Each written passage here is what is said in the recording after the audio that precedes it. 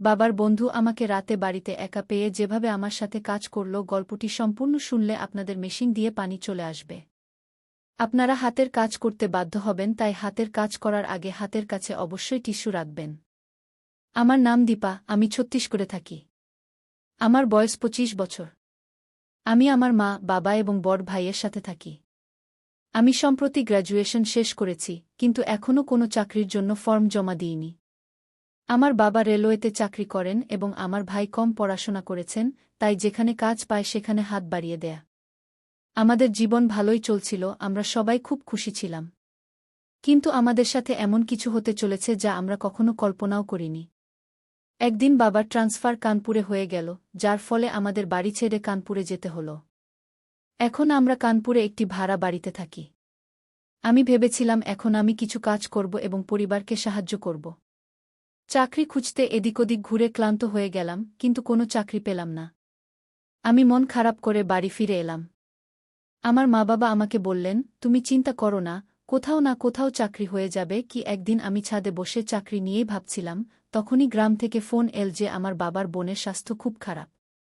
আমি এই কথা মাকে বললাম, শুনে মা এবং ভাই তাড়াতাড়ি গ্রামের দিকে চলে গেলেন। বাড়িতে শুধু আমি এবং বাবা রইলাম। গ্রামে পৌঁছে মা ফোন করে বললেন যে তাকে সুস্থ হতে কমপক্ষে 20 দিন লাগবে। মা আমাকে বললেন যে আমি বাবার যত্ন নিই। আমার বাবা রোজ রাতে ঘুমানোর আগে মদ খান। মদ খেয়ে তিনি এমন হয়ে যান যে কিছুই বুঝতে পারেন না, কখনো কখনো প্রস্রাব তার প্যান্টেই হয়ে যায়। তাই তার যত্ন নিতে হয়। একদিন বাবা অফিস থেকে এসে বললেন যে কাল তার এক বন্ধু আসবে। আমি ভাবলাম যে বাবা এখন মদ খাওয়ার পরিকল্পনা করছেন। পরের দিন বাবা ছুটি পেয়েছিলেন। আমি এবং বাবা দুজনে খেয়ে ঘুমিয়ে পড়লাম। সকালে যখন আমি বাড়ির কাজ করছিলাম তখন দরজার বেল বাজল। দরজা খুলে দেখি 35 থেকে 40 বছর বয়সী একজন লোক দাঁড়িয়ে আছে। সে জিজ্ঞাসা করল, তুমি বিজয়ের মেয়ে? আমি বললাম, হ্যাঁ। তারপর আমি জিজ্ঞাসা করলাম, আপনি কে? সে বলল, আমি তোমার বাবার বন্ধু। আমি ভাবলাম, এটাই সেই লোক যার কথা বাবা গতকাল বলছিলেন। আমি তাকে স্বাগত জানালাম। তিনি বললেন, খুশি থাকো। তারপর আমি লক্ষ্য করলাম যে তিনি আমাকে একটু অন্যরকমভাবে দেখছেন, বারবার আমার শরীরের দিকে তাকাচ্ছেন। আমি ভাবলাম যে তিনি হয়তো এমনিই দেখছেন, তাই আমি বেশি মনোযোগ দিলাম না। ঠিক তখনই বাবা এসে বললেন, স্বাগতম। দুজনে গলা জড়িয়ে ধরলেন। তাদের দেখে আমারও ভালো লাগল। বাবা আমাকে বললেন, দীপা, চা বানিয়ে নিয়ে আসো। আমি চা বানাতে চলে গেলাম। তারা দুজনে কথা বলতে লাগলেন। চা বানিয়ে এনে দেখি দুজনে হাসছেন। আমি প্রথমে বাবাকে চা দিলাম, তারপর তার বন্ধুকে চা দিতে গিয়ে দেখলাম যে তিনি আবার আমার বুকের দিকে তাকাচ্ছেন। তারপর তিনি বললেন, বিজয়, তোমার মেয়ে তো অনেক বড় হয়ে গেছে। তার বয়স কত? বাবা বললেন, তার বয়স 25 বছর। তার বন্ধু বললেন, শীঘ্রই তার বিয়ে দিয়ে দাও। কথা শুনে আমি একটু হেসে আমার ঘরে চলে গেলাম। সারাদিন বাবা এবং তার বন্ধু কথা বলতে থাকলেন। সন্ধ্যা হতে হতে আমি ভাবলাম যে আজ তারা দুজনে পার্টি করবেন। বাবা আমাকে বললেন, দীপা, পেঁয়াজ কেটে এবং নমকিন এক প্লেটে নিয়ে আসো। আমি দেখলাম যে বাবা মদের বোতল বের করে তার সামনে রেখেছেন। তারা দুজনে টেবিলে বসে খাওয়া দাওয়া করতে লাগলেন। আমার ভয় হচ্ছিল যে বাবা বেশি মদ পান করবেন না তো। দুজনে মিলে ধীরে ধীরে পুরো বোতল শেষ করে ফেললেন। দুজনেই নেশা ছিলেন, কোনো কিছুর খেয়াল করছিলেন না। আমার বাবা তো রোজ পান করেন, তাই কোনোভাবে তাকে ঘরে নিয়ে গিয়ে শুইয়ে দিলাম। কিন্তু তার বন্ধুর নেশা এত বেশি হয়েছিল যে তিনি তার বাড়ি ফিরতেও পারছিলেন না। আমি তাকে বাবার সমতুল্য ভেবে ভাবলাম যে আজ বাবার সাথে ঘরেই শুইয়ে দিই। তাকে ঘরে নেওয়ার চেষ্টা করলাম, কিন্তু তার ওজন এত বেশি ছিল যে আমি তাকে নিয়ন্ত্রণ করতে পারছিলাম না। তিনি নিজের মধ্যে কিছু বকছিলেন, অনেক চেষ্টা করেও তিনি উঠতে পারছিলেন না। আমি ভাবলাম, আরেকবার চেষ্টা করি। খুব কষ্ট করে তাকে উঠাতে লাগলাম, তিনি হঠাৎ তার দুটি হাত আমার কোমরে রাখলেন। আমি ভাবলাম যে তিনি বেশি নেশায় আছেন তাই এমন করছেন, কিন্তু তিনি ধীরে ধীরে তার হাত আমার পিছনে রেখে জোরে চাপ দিতে শুরু করলেন। আমি বললাম, আঙ্কেল, আপনি কি করছেন? এবং তাকে হঠাৎ ধাক্কা দিলাম। তিনি সোফায় পড়ে গেলেন। আমি ভাবলাম যে তিনি বেশি নেশায় আছেন তাই এমন করছেন, তার তো কিছুই দেখা যাচ্ছিল না। তার আচরণ দেখে আমি ভয় পেয়ে গেলাম, তাড়াতাড়ি তাকে সোফায় শুইয়ে দিলাম এবং একটি চাদর দিয়ে ঢেকে দিলাম। তারপর আমি আমার ঘরে গিয়ে ঘুমিয়ে পড়লাম। ঘুমানোর সময় আমি ভাবছিলাম যে আঙ্কেল বেশি নেশা ছিলেন, তাকে ধাক্কা দেওয়া উচিত হয়নি। তিনি তো আমার বাবার বয়সী। সকালে আমি তাড়াতাড়ি উঠে দেখলাম বাবা এবং তার বন্ধু দুজনেই ঘুমাচ্ছেন। চা বানিয়ে তাদের জাগালাম এবং চা খেতে দিলাম। দুজনের মেজাজ ফ্রেশ হয়ে গেল। বাবা ডিউটির জন্য প্রস্তুত হতে লাগলেন। তিনি আমাকে বললেন, যাও, নাস্তা বানিয়ে নিয়ে আসো। ও আমি নাস্তা বানিয়ে নিয়ে আসতেই দেখলাম বাবার বন্ধু বারবার আমার বুকের দিকে তাকাচ্ছেন। আমি বুঝতে পারছিলাম না কেন তিনি এমন করছেন। আমি আমার দৃষ্টি নিচে নামিয়ে নিলাম। হঠাৎ ফোন বেজে উঠল। কল করেছিল আমার ভাই।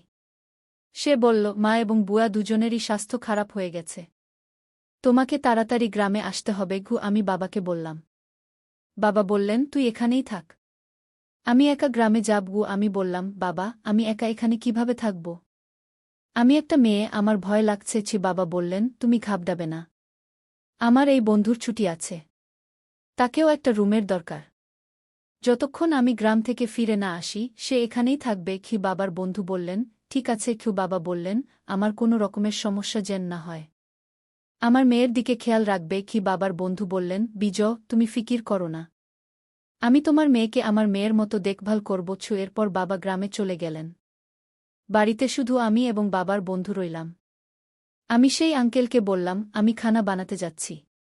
তারপর আমরা দুজন এক জায়গায় বসে খাব। আঙ্কেল বললেন, ঠিক আছে। আমি খানা বানিয়ে নিয়ে এলাম এবং আমরা দুজন বসে খেতে লাগলাম। খাওয়ার সময় আঙ্কেল বারবার আমার দিকে তাকাচ্ছিলেন। তিনি বললেন, দীপা বেটি, তুমি খুব সুন্দর লাগছো। আমি ধন্যবাদ দিলাম। তারপর আমি বললাম, আঙ্কেল, আপনি কাল রাতে অনেক বেশি মদ খেয়েছিলেন। তিনি হেসে বললেন, দীপা, আজ থেকে একটু কম খাব। কিছুক্ষণ পর সন্ধ্যা হয়ে গেল। আঙ্কেল বললেন, দীপা, আমার জন্য এক প্লেটে পেঁয়াজ আর নমকিন নিয়ে আসো। আমি বুঝে গেলাম আঙ্কেল আবার মদ খাওয়ার মনস্থ করেছেন। বাবার মতোই এদেরও রোজ রাতে মদ খাওয়ার অভ্যাস হয়ে গেছে। আমি নমকিন আর পেঁয়াজ নিয়ে এসে দিলাম।